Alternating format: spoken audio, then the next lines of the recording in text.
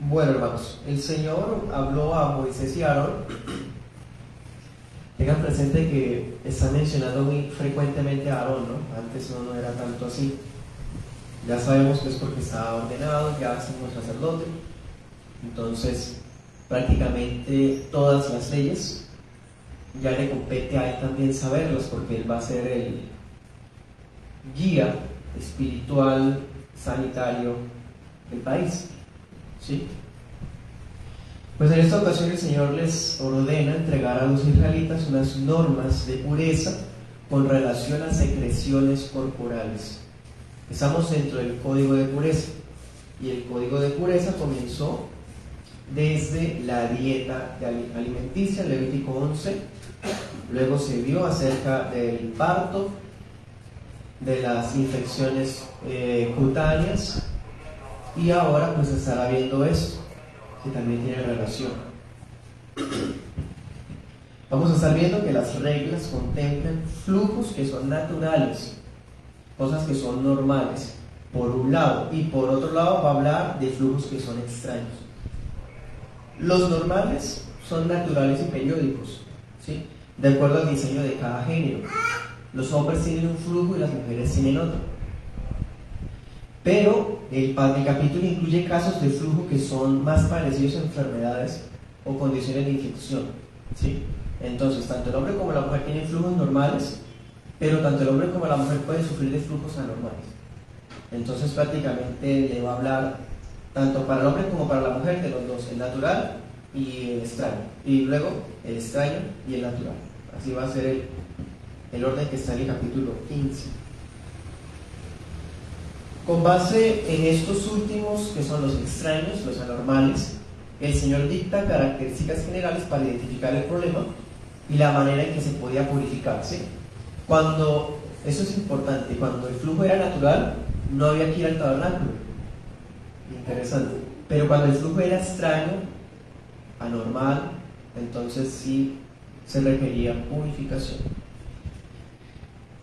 Vamos a comprobar que las razones detrás de estas leyes van más allá de meras recomendaciones higiénicas. Claro, leamos algunos textos. Leamos el versículo 1. Dice: el Señor habló con Moisés y Aarón y les dijo. Ahora leamos el 31.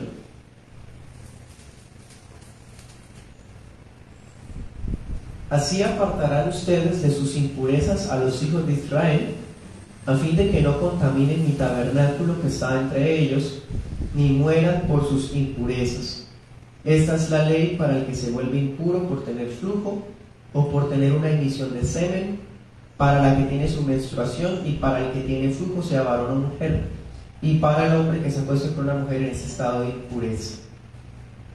Ahí está el resumen de todo. Todo lo que se habla en ese capítulo está ahí resumido, ¿sí? Y dense cuenta que aquí nos está diciendo cuál es la razón de ser de estas leyes. No es la higiene. ¿Tiene aplicaciones higiénicas para el día de hoy? Claro. Pero cuando uno estudia la escritura, uno no debe estudiarla basado en la perspectiva moderna. Uno debe tratar de escudriñar el propósito original. Y el propósito original no es hablar de higiene. ¿El propósito original cuál es? ¿Qué decía? Sencillamente, dos cosas. Primero, apartar a los israelitas de sus propias impurezas, ¿sí? Para que no quedaran inmundos entre ellos. Y la segunda, ¿cuál es? Para que no mueran. Para que no mueran. ¿Y por qué iban a morir? Porque los flujos son algo sobrenatural o algo por el estilo, algo pecaminoso. No. Dice, por contaminar mi tabernáculo que está entre ellos, ¿sí? Esa es la razón de ser de esos capítulos, ¿sí? Y de hecho esta norma le aplica a los sacerdotes. Anote el pasaje 22:4. Si un sacerdote tenía flujo, no podía servir. Y en Números 5:2 era tan estricto esto que se ordenó a las afueras del campamento de designar un área a donde iban los que estaban impuros. Pues bien, cuando alguien tenía flujo, iba allá. Cuando el campamento estuvo en el desierto. ¿Ven? Estaremos viendo en 2 puntos. Primer punto, inmundicia por secreciones masculinas, que va desde el 2 al 18. Y el segundo punto, veremos la inmundicia por menstruación del 19 al 33. O al 30, 19 al 30. Estos primer puntos. Inmundicia por secreciones masculinas. Leamos versículos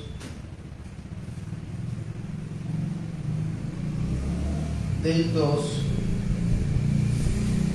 al 12. Dice: digan a los hijos de Israel que todo hombre que tenga flujo de semen será impuro. En eso consistirá la impureza de su flujo. Si por causa de su flujo su miembro derrama semen o deja de derramarlo, será impuro. Toda cama en que se acueste el que tenga flujo será impura. Todo aquello sobre lo que se siente será impuro. Cualquiera que toque su cama lavará sus vestidos, se lavará a sí mismo con agua y quedará impuro hasta el anochecer. Quien se siente donde se haya sentado el que tiene flujo lavará sus vestidos, se lavará a sí mismo con agua y será impuro hasta el anochecer. Quien toque el cuerpo del que tiene flujo lavará sus vestidos, se lavará a sí mismo con agua y será impuro hasta el anochecer. Si el que tiene flujo escupe sobre quien esté puro, éste lavará sus vestidos y después de haberse lavado con agua será impuro hasta el anochecer. Toda montura sobre la que cabalgue el que tenga flujo será impura. Cualquiera que toque algo que haya estado debajo del que tenga flujo será impuro hasta el anochecer. Todo el que lleve ese objeto lavará sus vestidos y después de lavarse con agua será impuro hasta el anochecer. Todo aquel a quien toque el que tiene flujo sin haberse lavado las manos lavará sus vestidos, se lavará a sí mismo con agua y será impuro hasta el anochecer. Si el que tiene flujo toca alguna vasija de barro, esta deberá ser quebrada, y toda vasija de madera deberá lavarse con agua. Listo.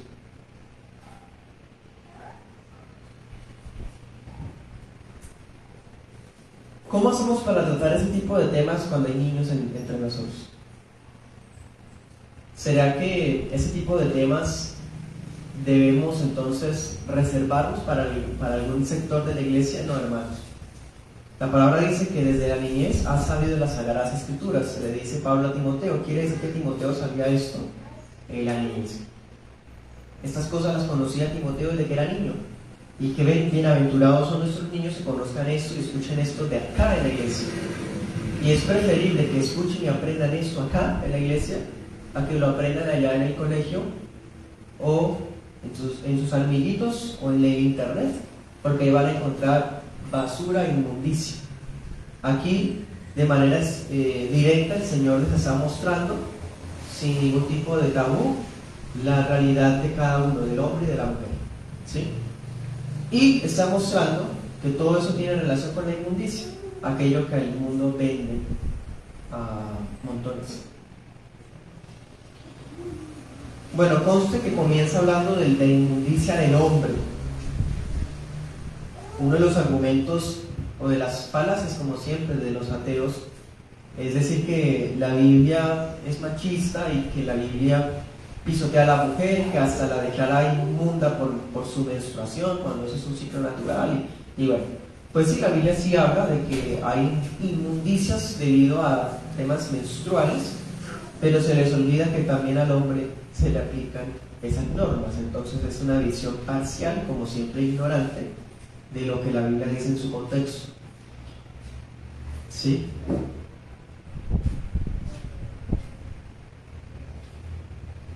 De hecho, le dedican más versículos a lo de los varones. Bien. Bueno. Cuando un varón tenía flujo de semen, quedaba ceremonialmente inmundo. Y el versículo 3 dice: ya sea que su cuerpo lo hubiese desfilado o porque haya sufrido alguna obstrucción en su miembro viril. En la Nueva Traducción Viviente dice: su secreción causa contaminación, ya sea que continúe o pare. Bueno, por ese versículo entendemos que ahí está hablando del flujo anormal, algo que es extraño. De hecho, algunos comentaristas relacionan esto con una enfermedad. por ejemplo la gonorrea. Es probable que el pasaje esté refiriéndose a enfermedades. Sí, eso que está en el versículo 3 es muy raro y tiene más relación con eso. Precisamente, ya que estamos viendo recientemente la lepra y vimos que era vista como un azote de Dios, pues si esto declaraba inmundo a alguien y era extraño, pues también de cierta manera era visto como una maldición de Dios. Anote ese texto, 2 de Samuel 3:29. Ahí vemos una maldición, y la maldición dice David que cuando se acuerdan cuando Joab mata a Abner, y David dice que en sus descendencia, en sus hijos, en su familia no falte quien padezca de flujo. ¿Sí? O sea, lo asocian más como con una maldición.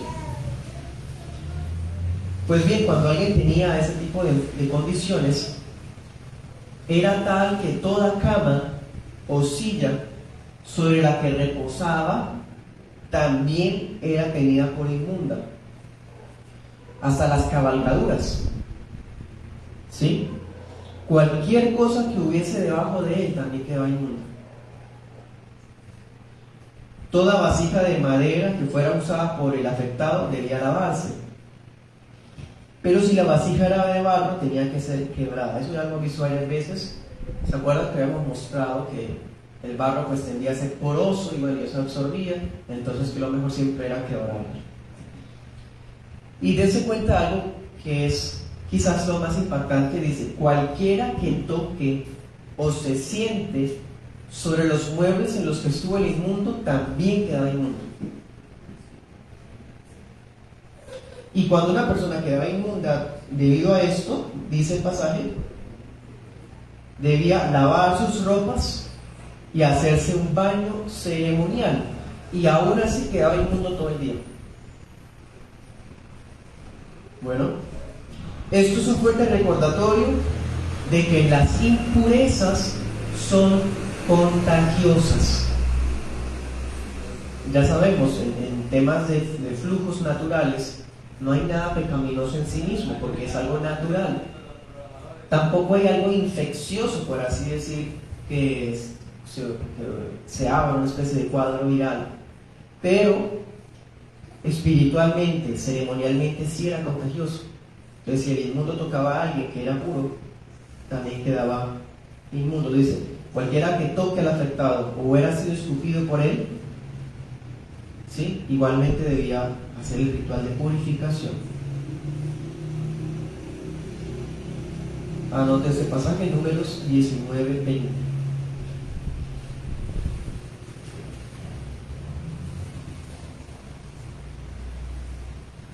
Bien, sigamos adelante, 13 al 15. Cuando el que tiene flujo se haya limpiado de éste, contará 7 días a partir de su purificación y lavará sus vestidos y su cuerpo en agua corriente, y entonces será limpio.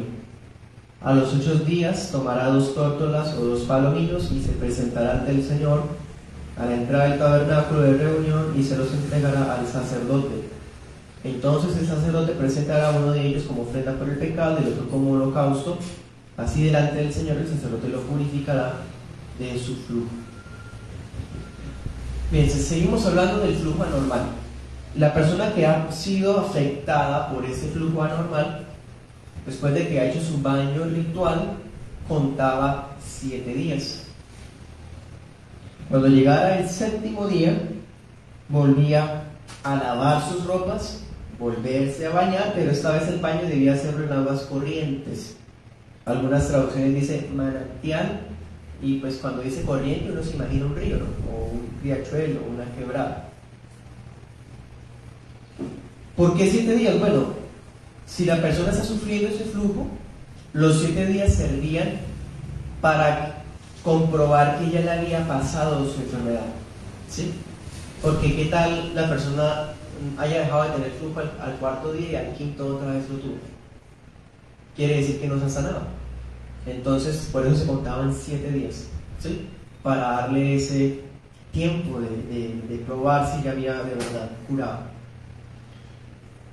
Después de que, bueno, digamos ya la persona se curó, al 7º día vuelve a hacer su baño ceremonial, esta vez en un riachuelo, pues entonces Al otro día después de ese baño, el afectado iba a la entrada del tabernáculo con 2 aves y se las entregaba al sacerdote. El sacerdote lo que hacía era, primero, una la ofrecía como pecado, dense cuenta, o sea, así se asociaba su condición con un castigo de Dios.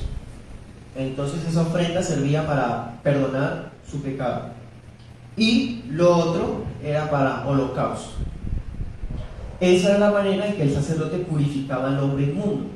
Es decir, para este punto ya se ha hecho en los baños. Y los baños no lo purificaron completamente.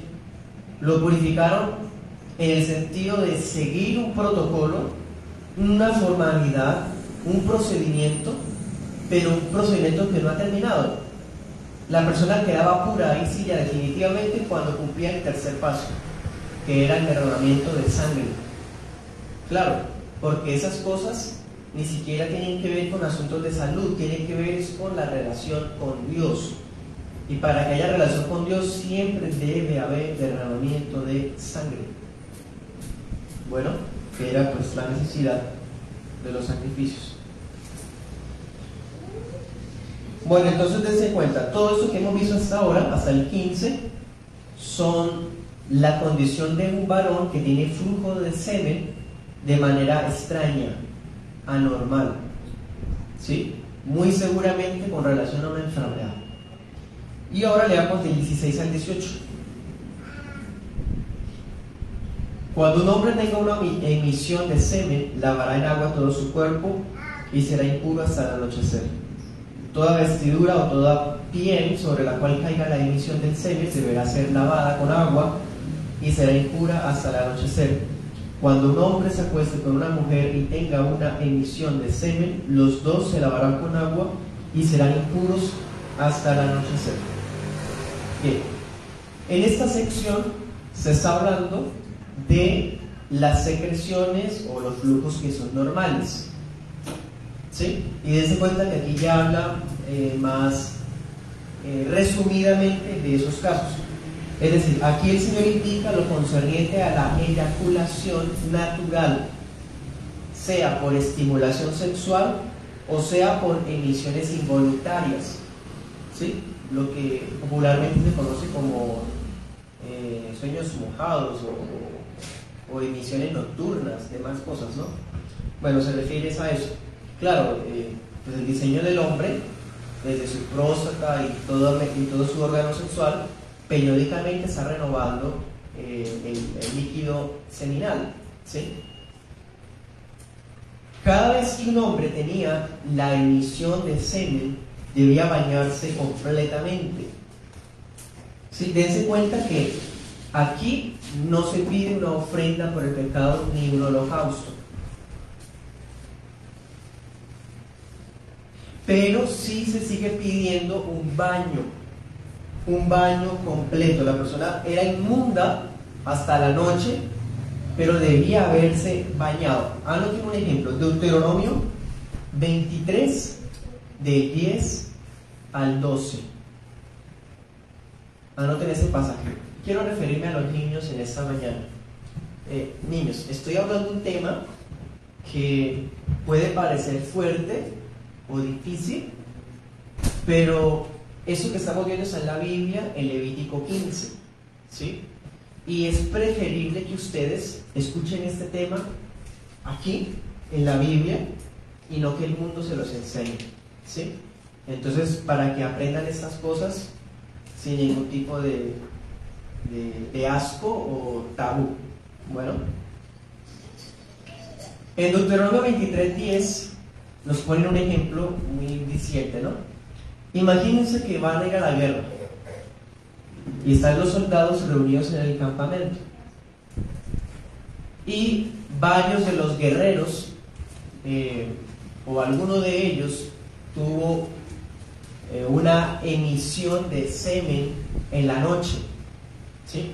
El semen es un líquido que produce el hombre, ¿sí? Que sirve para procrear hijos, pero pues periódicamente ese líquido se renueva en el cuerpo del hombre. Pues bien, digamos que ese soldado tuvo eso en la noche, ¿sí? Dice la palabra ya en Deuteronomio 23, 10 al 12, que había quedado inmundo. Entonces, para no quedar inmundo, todo el campamento, él debía irse del campamento a un lugar asignado para los que tuviesen impurezas. ¿Ven? Ahí tenemos un ejemplo bastante directo. Toda tela o cuero sobre lo que hubiera caído la emisión también debía ser lavada, y eso también era inmundo hasta la noche. Inclusive cuando un hombre tenía relaciones con su esposa y eyaculaba, ambos debían bañarse y quedaban inmundos hasta la noche. ¿Sí? Y aquí permítame detenerme un poco y abrir un paréntesis. Por un lado, dense cuenta, el que está inmundo puede contaminar al que estaba puro. ¿Sí? Aquí hay una lección muy fuerte. El impuro puede contaminar lo que está puro, eso por un lado. Y lo otro es que, dense cuenta, había casos donde tenían relaciones sexuales los esposos, ¿sí? Naturalmente, y había eyaculación. Bien, en ese contexto no hay ningún problema. ¿Y por qué es necesario decir esto, hermanos? Porque hay unas tendencias orientales y gnósticas que satanizan la eyaculación. Entonces dense cuenta, el pasaje está implicando, ¿sí?, que es parte de la relación natural que ocurra esa emisión. ¿Te hago entender? Versículo 18. Pero como estas cosas son naturales y de hecho son frecuentes, no se exigen ofrendas.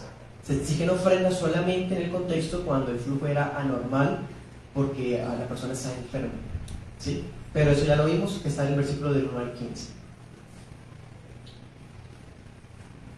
Y eso también nos explicaría por qué, por ejemplo, anoten, 1 Samuel 21:4, porque en algunas veces Dios dice, o usted lee la Biblia, que podían tocar algo santo o sagrado siempre y cuando no hayan estado con mujer. ¿Se acuerdan? Algunos textos lo muestran. 1 Samuel 21:4 es un ejemplo. Se refiere a esto. No que estar con mujer sea algo pecado, con su esposa, ¿sí? Aquí lo que está diciendo es, acá, el tema de las impurezas físicas. Si alguien estaba impuro por su flujo, pues había una ley que le impedía acercarse a lo santo. Bien, entonces está refiriéndose es a esto.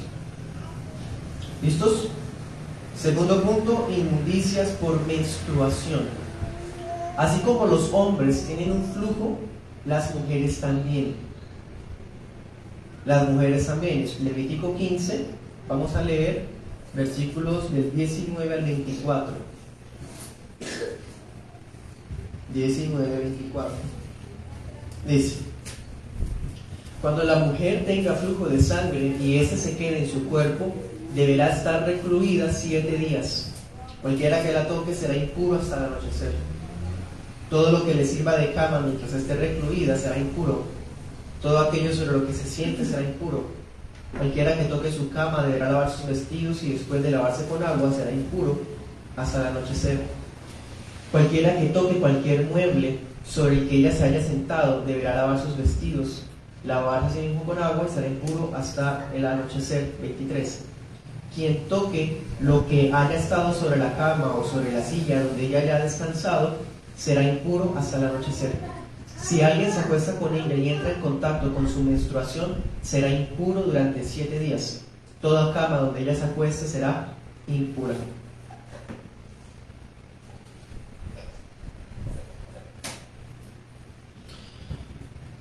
Bueno,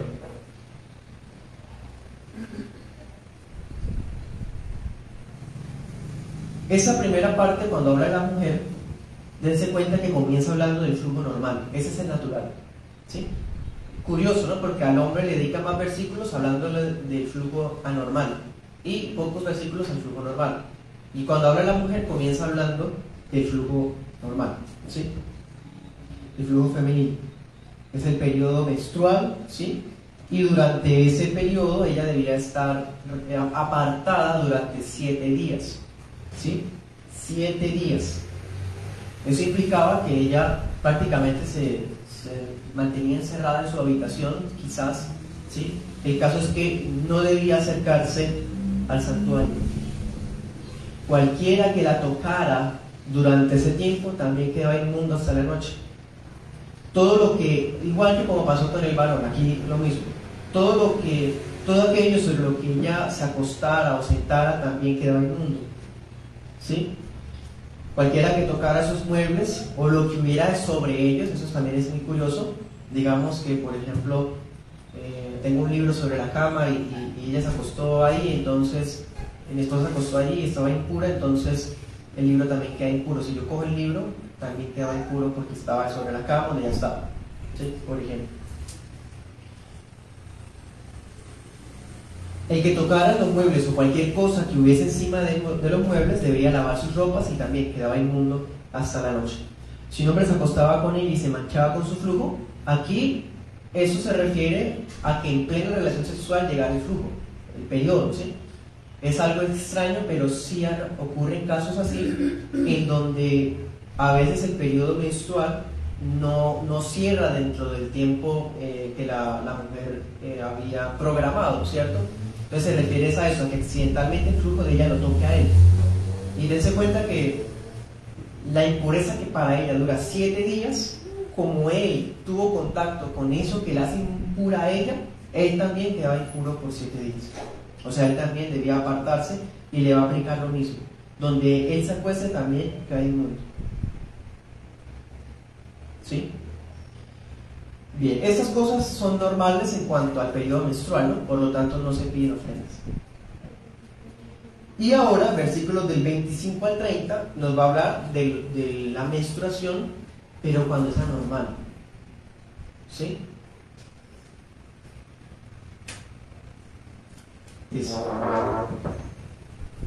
Si la menstruación de una mujer dura más días de lo acostumbrado, o si el flujo de sangre es más abundante que de costumbre, será impura mientras su flujo persista, como cuando está en sus días.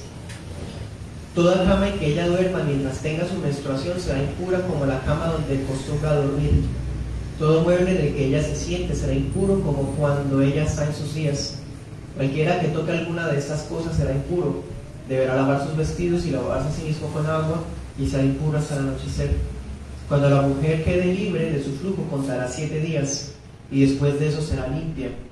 Al 8º día tomará consigo 2 tórtolas o 2 palominos y los presentará al sacerdote a la entrada del tabernáculo de reunión. El sacerdote presentará uno de ellos como ofrenda por el pecado y el otro como holocausto. Así el sacerdote la purificará delante del Señor del flujo de su impureza. ¿Qué pasaba si el flujo de la mujer se extendía más de lo normal? ¿Sí? El flujo de la mujer puede durar 7 días, ¿sí? Quizás menos, en 3, 2 días, 7 días. Pero ¿qué pasa si ese flujo empieza y se extiende más 15 días, no ha parado? ¿Sí? 9, 20. ¿O qué pasaría si de repente hay un flujo demasiado, un derrame? ¿Sí? Pues en ese caso, ella va a quedar inmunda hasta que su condición se detenga, ¿sí? Así que mientras esa condición dura, va a pasar lo mismo. Todo lo que ella toca va a ser inmundo, va a tener que estar recluida, nadie puede tocarla porque si la toca, pues también queda inmundo. Bueno, cuando ya quedaba libre del flujo, por lo menos que hubiese tenido el flujo constante todos los días, y por fin llegó el día donde ya no lo tuvo, bueno, ya entonces se tenía como que había quedado libre. Contaba 7 días, dense cuenta, otra vez el número 7. ¿Para qué? Para confirmar que se había recuperado, lo mismo, porque qué tal ella hubiese tenido el alivio de que ya se acabó su enfermedad y al 5.º día volvió a llegar, ¿sí? Entonces los 7 días eran para eso, para verificar que sí de verdad había curado. Y hacía lo mismo que el varón, llevaba dos aves, la una era para ofrenda por el pecado y la otra como holocausto, ¿sí? Entonces dense cuenta, hermanos.